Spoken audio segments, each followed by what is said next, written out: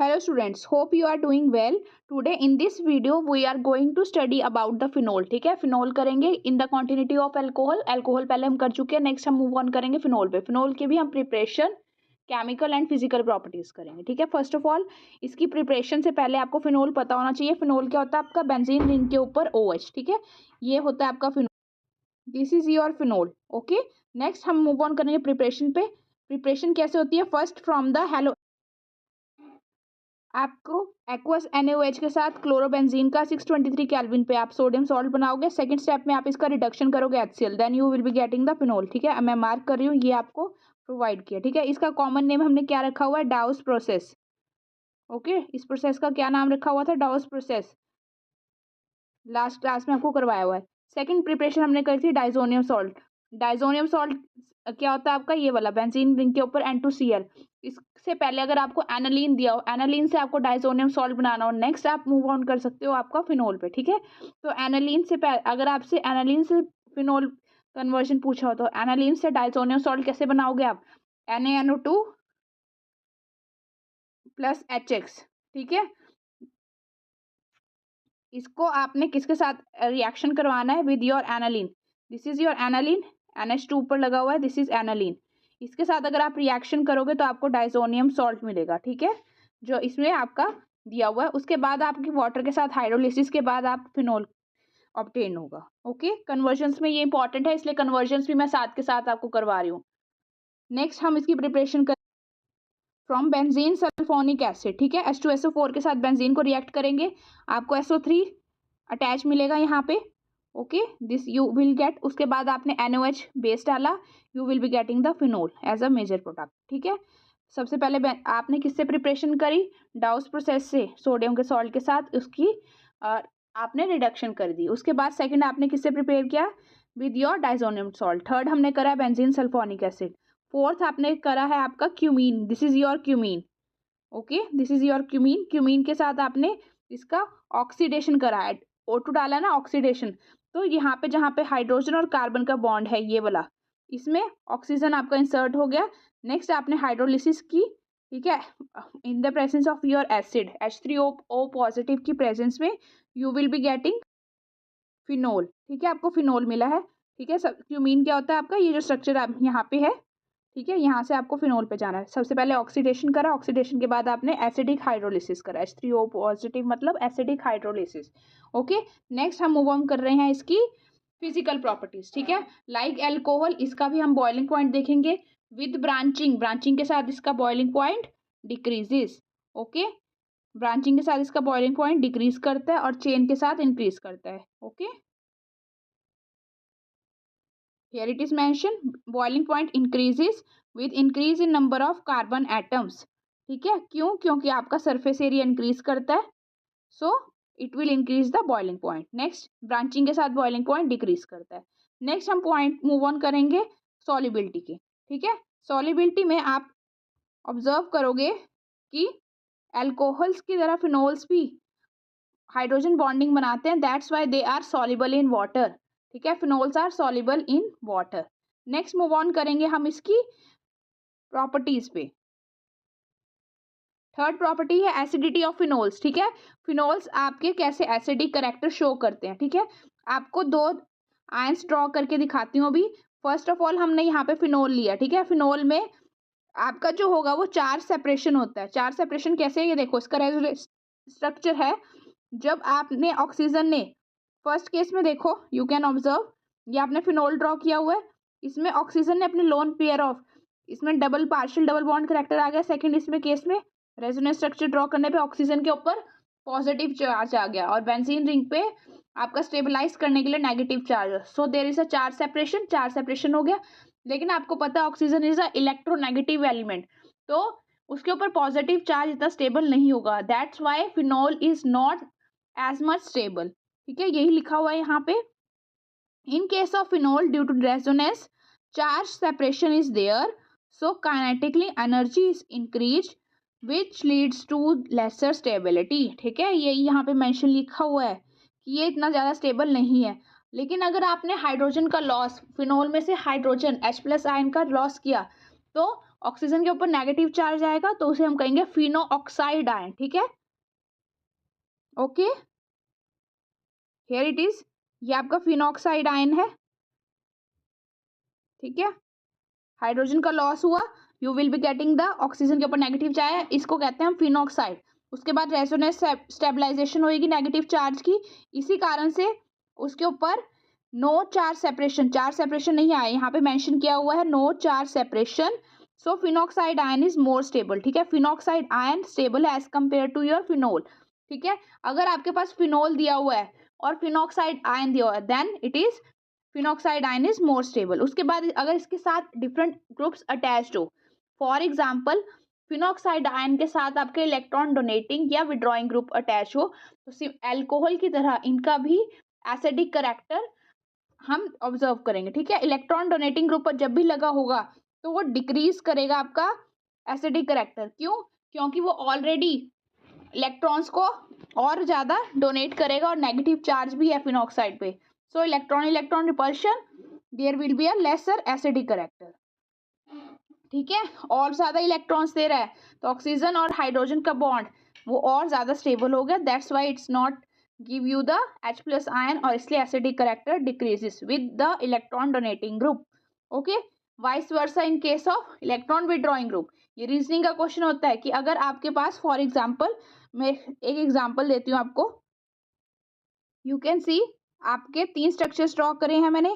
First पे NO2 electron withdrawing group attached है आपका, ठीक है। नेक्स्ट पे आप मूव ऑन करोगे, आपका CH3 electron donating group attached है, this is your electron donating group. First पे आपका NO2 ग्रुप अटैच्ड है। नेक्स्ट पे थर्ड स्ट्रक्चर पे आपका कुछ भी ड्रॉ नहीं है, मतलब सिंपल फिनोल है, ठीक है। आपको इसके increasing order of the acidic character पे अरेंज करना है, ठीक है। ये आपका क्वेश्चन बनता है, तो हम इसको कैसे सॉल्व करेंगे, ठीक है। I am discussing the questions also so that you will be able to solve the next series, ठीक है। इसके बेस हम क्वेश्चंस भी करेंगे, PYQs और उनकी ट्रिक्स भी। तो NO2 CH3 और एक पे nothing is attach, only hydrogen is there, ठीक है। अगर कुछ नहीं अटैच तो हाइड्रोजन है, तो आप इसके बेसिस पे इसका एसिडिक करेक्टर बताओगे। आपने सबसे पहले अभी देखा है कि जब भी आपका फिनोल और फिनॉक्साइड आयन होगा तो फिनॉक्साइड इज मोर स्टेबल, ठीक है। तो वो स्टेबिलिटी और ज्यादा कौन करता है आपका electron withdrawing group. So electron withdrawing group increases the acidic character, that's why structure 1 is the most stable one, ठीक है। सबसे ज्यादा वन स्ट्रक्चर है। उसके बाद सेकंड और थर्ड में देखो, सेकंड में आपके पास CH3 है, ये और ज्यादा इलेक्ट्रॉन्स दे रहा है, so there will be a electron repulsions, ठीक है। इस कारण से ये लेस स्टेबल है, इसलिए ये एसिडिक करेक्टर भी आपका कम होगा इसका, ठीक है। और नेक्स्ट थर्ड पे देखोगे सिर्फ सिंपल फिनोल है, तो इसमें आपका सिंपल हाइड्रोजन है, there will be stabilization of negative charge phenoxide के बेसिस पे हम देख रहे हैं इसमें, ठीक है। तो आपका third structure is more stable as compared to second, this is the increasing order of your acidic character, ठीक है। एसिडिक करेक्टर के बेसिस पे ये इसका ऑर्डर बनता है, क्यों? क्योंकि फर्स्ट में आपका इलेक्ट्रॉन विड्रॉइंग ग्रुप है, सेकंड में आपका इलेक्ट्रॉन डोनेटिंग है, दैट्स वाई इलेक्ट्रॉन डोनेटिंग वाला लीस्ट एसिडिक, सबसे लास्ट में उसको अरेंज करें। Okay, this is your second one, hope you are clearing it. Next we are moving to the solubility. First is reaction of phenols, ठीक है। अब हम chemical properties पे मूव ऑन कर रहे हैं। फर्स्ट आपकी है, आपके जितने भी फिनोल्स होते हैं वो आपके इलेक्ट्रोफिलिक सब्स्टिट्यूशन रिएक्शन करते हैं, ठीक है। Electrophilic substitution reaction, okay. Last हमने जो पढ़े हैं आपके हैलो एल्केन्स वगैरह, वो आपके न्यूक्लियोफिलिक करते हैं, SN1 SN2, ठीक है। लेकिन ये इलेक्ट्रोफिलिक होंगे, ओके, ये इलेक्ट्रोफिलिक सब्स्टिट्यूशन रिएक्शन करते हैं, ठीक है। Now you can see as negative charge is delocalized at ortho and para position, so it is a ring activating group, ठीक है। तो इसलिए फिनोल आपका ऑर्थो पैरा डायरेक्टिंग ग्रुप होता है। So here it is mention कि आपका ortho और पैरा पे एक्टिवेशन होगी negative charge because it is stable at the ortho and para position. So the जो आपके ग्रुप्स अटैच होंगे that will B at the ortho and para position, okay. तो first of all इसमें हम करेंगे nitration. Nitration में आपका क्या है, डाइल्यूट HNO3 की प्रेजेंस में हमें NO2 ortho and para products are provided, it is here ortho and para product, ठीक है, डाइल्यूट अगर लिया। लेकिन अगर कंसंट्रेटेड HNO3 लेते हैं हम, तो हमें ये वाला प्रोडक्ट मिलता है। इसका क्या नाम होता है? Picric acid. ठीक है, कई बार कन्वर्जन होता है phenol to picric acid. Okay, so आपको ये रिमेंबर रखना है याद से कि अगर आपने डाइल्यूट HNO3 डाला, ortho and para products, but in case of concentrated you will B get the picric acid. ठीक है, ऑर्थो और पैरा तीनों पोजीशंस पे आपके NO2 अटैच हो जाएगा। This is your nitration. Ortho and para positions are separated by steam distillation. Next इसमें लिखा हुआ है क्यों? क्योंकि आपके ये वॉलेटाइल होते हैं प्रोडक्ट्स। ठीक है, NO2 है, ये वॉलेटाइल होता है फिनोल के साथ अटैच होने के बाद, so it will be easily separated out. Here it is mention, ये लिखा हुआ है। Okay, next move on to the halogenation. Halogenation में अगर आपका Br2CS2, CS2 क्या है आपका? ये वाला CS2 क्या है? सॉल्वेंट। ठीक है, अगर Br2CS2 की प्रेजेंस में है तो ऑर्थो और पैरा प्रोडक्ट मिलेंगे आपको। ठीक है, this is your ortho, this is your para product. But अगर आपके पास वाटर लिया हुआ है Br2 के साथ, then you will be getting ortho para. ठीक है, एक ही कंपाउंड में आपका ट्राइब्रोमो फिनोल मिल जाएगा आपको। ठीक है, तीनों पोजीशंस पे ब्रोमीन आपका अटैच होगा। लेकिन अगर CS2 है, then you will be getting ortho plus para product. Okay, next reaction है आपका ऑक्सीडेशन ऑफ फिनोल। ठीक है, Na2Cr2O7 या आपका H2SO4 और H पॉजिटिव, ये आपका ऑक्सीडेशन कर देगा फिनोल का। ठीक है, ऑक्सीडेशन करने के बाद आपका phenol will be reduce to your this form. ठीक है, ये भी आपको याद रखना है। नेक्स्ट रिएक्शन है आपका रिएक्शन विद जिंक डस्ट। ठीक है, जिंक डस्ट के बाद आपका phenol will reduce to your benzene. ठीक है, बेंजीन में कन्वर्ट हो जाएगा फिनोल। नेक्स्ट मोस्ट इंपॉर्टेंट है आपका रायमंड-टाइमन रिएक्शन। इन योर रायमंड-टाइमन रिएक्शन आप फिनोल से कन्वर्ट करोगे विद टू योर, फिनोल से आप यूज बनाओगे सैलिसिल्डिहाइड। ठीक है, यहाँ पे मेंशन है फिनोल टू सैलिसिल्डिहाइड। इसमें क्या करेंगे? पहले NaOH डालेंगे, सोडियम सॉल्ट बना।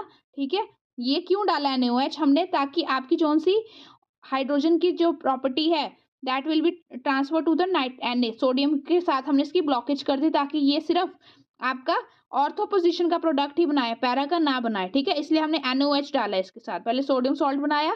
ठीक है, नेक्स्ट हमने इसको CHCl3 के साथ रिएक्ट करा, you will be getting at ortho position CHO।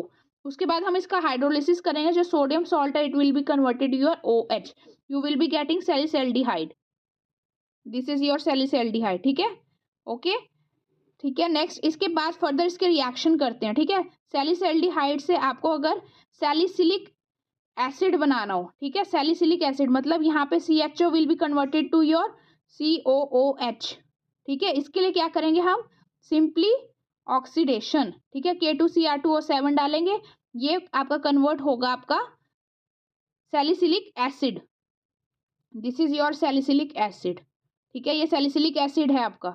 Okay, conversions में इंपॉर्टेंट है from your phenol to salicylic acid या सैलिसिल्डिहाइड, तो आपके ये प्रोसेसेस आपको याद रखने हैं। नेक्स्ट हम अगर सैलिसिलिक एसिड से एस्प्रीन बनाना चाहते हैं, ठीक है, दिस इज योर एस्प्रीन, तो हम ये प्रोसेस को क्या कहेंगे? एसिटाइलेशन।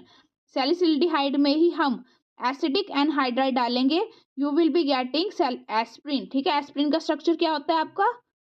ठीक है, ये आपका है सैलिसिलिक एसिड, उससे आपको मिला है ये एस्प्रीन। एस्प्रीन में क्या है आपका? ये वाला ग्रुप बना है आपका aspirin, this is your aspirin. यहाँ पे OCH3 अटैच हो गया और विद ऑर्थो पोजीशन पे आपका कार्बोक्सिलिक एसिड ग्रुप है COH। क्या डाला है आपने? CH3CO होल ट्वाइस ऑक्सीजन, मतलब ये क्या है आपका? Acetic anhydride. ठीक है, जो मैं आपको मार्क कर रही हूँ, this is your acetic anhydride. आपने ये एसिड से आपने कन्वर्ट करा है एस्प्रिन। एस्प्रिन इसका कॉमन नेम है। ओके, नेक्स्ट है आपका डीनेचुरेशन ऑफ एल्कोहल। ठीक है, ये भी इंपॉर्टेंट है, कई बार आपका रीजनिंग में पूछ लेते हैं। डीनेचुरेशन ऑफ एल्कोहल क्या होता है आपका? जो कमर्शियली एल्कोहल होती है, मतलब जो इंडस्ट्री या मेडिकल पर्पसेस के लिए एल्कोहल हम यूज करते हैं, वो आपका अनफिट फॉर ड्रिंकिंग बना देते हैं with the copper sulphate and pyridine. ठीक है, कॉपर सल्फेट और आपका पिराडिन हम डालते हैं ताकि वो आपका ड्रिंकिंग में यूज ना हो, अल्कोहल सिर्फ कमर्शियली पर्पस के लिए ही यूज हो, then that alcohol is called denaturation. ठीक है, डीनेचुरेशन कर दिया मतलब जो नेचुरल तरीके से ना होके उसके साथ कुछ और सब्सटेंसेस हमने ऐड करे हैं, for example copper sulphate and pyridine. ठीक है, नेक्स्ट है आपका most important Kolbe's reaction. ठीक है, कॉल बेस रिएक्शन में हम क्या करेंगे? हम सैलिसिल्डिक एसिड प्रिपेयर करेंगे, ठीक है, विद CO2 एंड NaOH हमने डाला, सोडियम का सॉल्ट बन गया। उसके बाद हमने HCl के साथ इसकी रिडक्शन करवाई, you will be getting the salicylic acid. ठीक है, this is your salicylic acid. Hope you are liking it. Please share, subscribe to my channel. Thank you.